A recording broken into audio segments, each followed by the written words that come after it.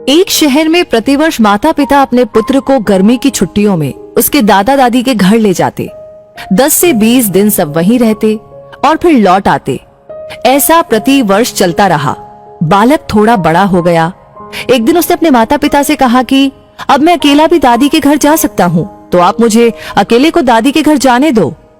माता पिता पहले तो राजी नहीं हुए, किंतु बालक ने जब जोर दिया तो उसको सारी सावधानी समझाते हुए अनुमति दे दी। जाने का दिन आया। पिता बालक को छोड़ने स्टेशन गए। ट्रेन में उसको उसकी सीट पर बिठाया, फिर बाहर आकर खिड़की में से उससे बात की, उसको सारी सावधानियां फिर से समझाई। बालक ने कहा कि मुझे सब याद है, आप चिंता मत करो। ट्रेन को सिग्नल मिला, विसिल लगी, तब पिता ने एक लिफाफा पुत्र को दिया और कहा कि बेटा, अगर रास्ते में तुझे डर लगे तो ये लिफाफा खोलकर इसमें जो लिखा है उसको पढ़ना। बालक ने पत्र जेब में रख लिया। पिता ने हाथ हिलाकर विदा किया। ट्रेन चलती रही। हर स्टेशन पर नए लोग आते रहे, पुराने उतरते रहे। सबके साथ कोई न कोई था। अब बालक को अकेलापन लगने लगा।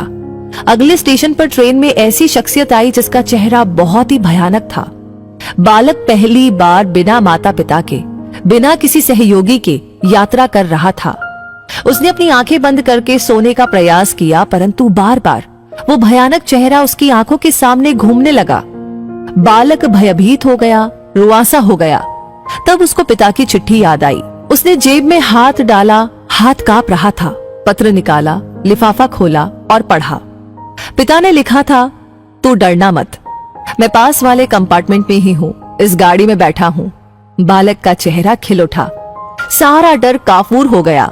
जीवन भी ऐसा ही है। जब भगवान ने हमको इस दुनिया में भेजा, उस समय उन्होंने हमको भी एक पत्र दिया है जिसमें लिखा है, उदास मत होना, मैं हर पल, हर क्षण, हर जगह तुम्हारे साथ हूँ।